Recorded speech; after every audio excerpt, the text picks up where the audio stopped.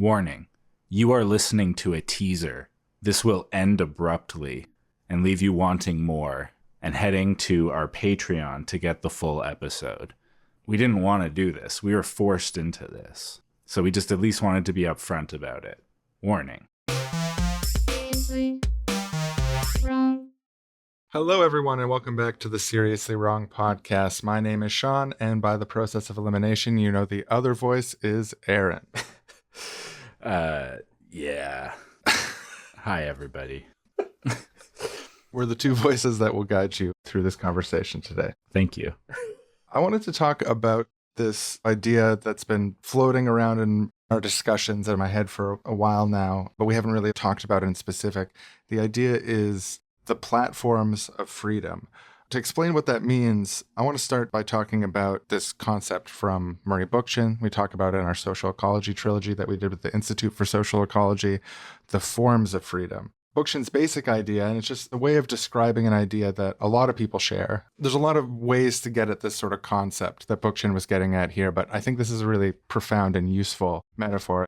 Forms of freedom are institutions, social institutions, which enable people to have types of freedom that they couldn't have on their own, in comparison to a sort of naive anarcho-capitalist libertarian idea of freedom, which is all about individual freedom without looking at the context that it arises from. The forms of freedom idea places that in the context of saying, well, actually, the ability to do things on an individual basis is across the board enabled by these institutions, these social contexts, these communities. And that gives us a framework to talk about the future, about what ought to be and what we should build in society, which is institutions and forms which enable greater freedoms for individuals, but also create new types of freedoms. In Bookchin's case, he's talking about using democratic assemblies as a way to create political freedoms in society that are unlike the lack of freedom of our current political system. When I think about forms of freedom, institutions that enable the context from which freedom can emerge, one really important aspect, or what an institution in this sense is this human edifice that we've made in terms of how we're going to relate to each other with regards to specific important things like collective decision making, regulating rules, and defining interactions in such a way that helps facilitate people working together and deciding together in the best way possible. So it's about the social realm, defining different ways that we can relate to each other, setting that up as something that has this structure that we can participate in and change to meet our needs together. And that structure of defining relationships and having it be the way things are, that's kind of what an institutional form is. It's the form of the social realm in a way. I found this idea really interesting, and we talked about it a lot since encountering it and thinking through it. But the combination of words kept on sticking in my head, platforms of freedom. And they attempt to merge that idea into discourses around the socio-techno infrastructure of society, not just social media, but all sort of internet networked enabled media and all social realms within that. It seems to me like we have these platforms, not just social media platforms, but other platforms, not just Facebook, but also Wikipedia, not just Twitter, but also the Pirate Bay, Discord, IRC. There's been all these different places where types of communication networking freedom exist in these ways that are abridged by the profit motive. It really strikes me as a discussion worth having and something worth thinking about. What sort of frontiers could we have within the socio-technical artifice of the internet, social media, and so on, that can enable higher levels of democratic freedom and can give people not just the opportunity to vote on things, although voting on things is often superior to not voting on things, but really create a democratic society using technology, using social technology, using the hardware that we already have in terms of phones and computers, the internet infrastructure we already have, using that to enable and create platforms and institutions which can enable political freedoms beyond our, I didn't want to say wildest dreams, but no, but beyond our wildest dreams. There's the real possibility to use technology this way, if we think about it this way and set out to do it, to maximize the political freedom of society using technological infrastructure, which is a break from what Bookchin wanted to do, which is emphasizing face-to-face democracy. I feel like there's a real value in figuring this out because social technology could be part of the solution to the problem of democracy, the challenges of implementing democracy. There's going to be online cultural institutions. Face-to-face, I think, has a part, and it all can work together in various ways, but a lot of this is going to happen online, or just will happen online because it's available. I think it's just a fact that platforms like the Facebooks, the Wikipedias, Twitters, Pirate Bays, etc., are already cultural institutions. They are sets of rules that define social interactions within a certain sphere. If you go on Twitter, there's rules defining how you interact with people. You have to talk in sound bites. You can retweet, you can quote tweet, you can respond, you can heart. That's your available options. There's these guardrails set up on how social interaction happens on these platforms. And there's a lot of social critiques of the way that these platforms are designed to keep people addicted, keep them doom scrolling, keep them looking at advertisements, keep them angry so that they stay on the platform longer. You mentioned the profit motive being this incentive that's skewing how we're designing these major platforms in society, these major institutions of how we interact with the world. Twitter is a place where public people of all sorts make statements to the world all the time, and they get reported on by news, journalism institutions. Twitter is a cultural institution at this point. The fact that the way that it's designed isn't designed with enabling freedom in mind, but designed with profit for Twitter's investors in mind is a social problem. That intention behind that is a social problem. And what intention do we want our institutions to have if they are going to be platforms of freedom rather than platforms of making Jack Dorsey money? Then for me anyway, for us, I think it comes back immediately to democracy, defining how we can make platforms that are genuinely democratic using these kinds of technologies, but with a different intention behind them, I think is an incredibly important question for the ages.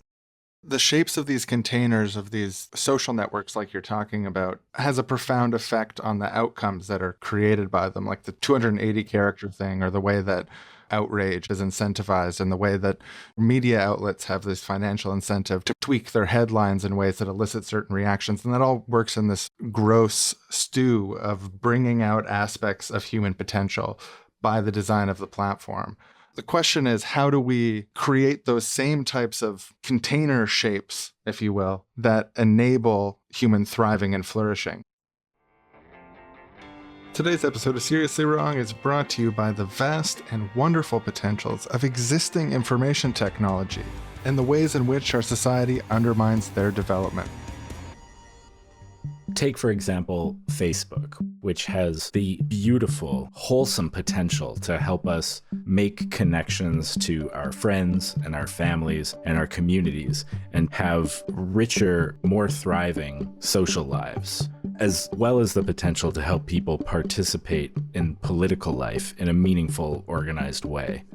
And yet it's corrupted by the profit motive and monopoly and the drive to command people's attention for as long as possible, to collect as much data as possible, incentivize conflict, not to help people connect better, but to sell it to advertisers and make money with that personal information about users from third parties. That's the real interaction. That's how that potential's been corrupted. Another example of this incredible potential that persists despite the misuse of the premises, despite the misuse by specific institutions, is the world of e-readers and e-books, or even the reading of books on phones, computers, tablets, wherever you can read things digitally.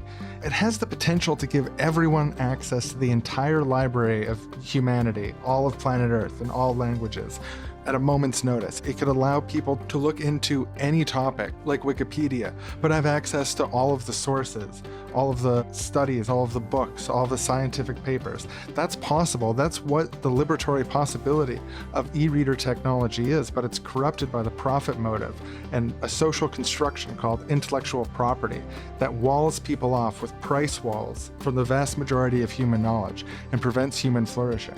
Or take, as another example, ride-sharing apps like Uber, Lyft, etc. These have the potential to use what already exists out there in the world, the individual cars that people have, to connect people who have that to the people who need it and make transportation more accessible to more people, and to do that in areas with holes in public transportation systems, in places where it's really needed.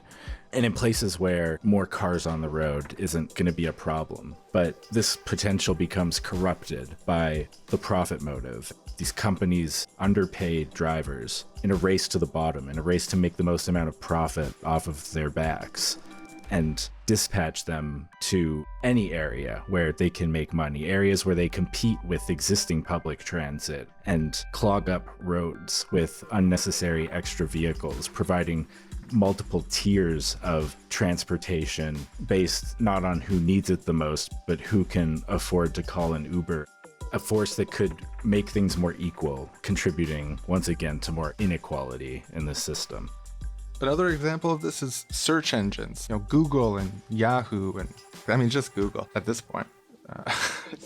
Search engines have the potential to help users find the information they need when they need it without limits. Advanced search functions can be used to help filter out the data you're looking for, and it can be made more fluent and easy for people of any skill level and any level of experience, even going so far as to having the help of a curator or someone who's helping them navigate the system for the first time. Search engines could be a way to catalog and access human knowledge in a user-friendly way that makes everyone in the world wiser for their access to it. The base level intelligence of our society can be increased by having systems ensuring access to the information that people need to make decisions or to learn how to do things and so on. But in the current system, it's corrupted by the profit motive to create these cyclical arms races to game algorithms for advantage, to make more sales or sell more scams. Search engines, they sell for pay-to-placement results. They call it advertising, but it's pay-for-placement results on the first page. They also alter results based on business or political interference or relationships with those sectors. The way that our system is set up right now does not allow search engines to reach their full potential because they have to focus all of their energy on the advertising side, on the segmenting side, and on the profit-making side, rather than helping people access information when they need it. So there you have it. Some outstanding, world historical, revolutionary, beautiful potentials of information technology that still exist today, despite the ways they are corrupted and undermined by the current society that exists. And it's always important to note that these potentials aren't gone just because they aren't being implemented just yet, or because the opposite of them might be being implemented. The final part of the story has not been written yet. The question of whether this undermining will continue forever until society crumbles or course will be reversed and these potentials will be realized remains to be seen. So stay tuned to the future of society and the world, and survive the waves of unpredictable weather upcoming to find out. Or, if you dare to do more than sit and wait and watch, be a part of creation. Be a part of the co-creation of the future, a new ecological climate survival commons where people can come together and share the information that's going to be required to not only survive severe climate events, but begin to reverse course and create a political movement to actually utilize the liberatory potentials of technology. Maybe this ad is brought to you by you. Yeah, silly me. I was thinking like an advertiser and just telling people to stay tuned, stay tuned, stay tuned. But this could be bi-directional. You don't just have to stay tuned. You can participate in the world. This isn't actually a real advertisement. You don't just have to stay tuned. There's more to it than that. That's a great point. Thank you. Now back to our show.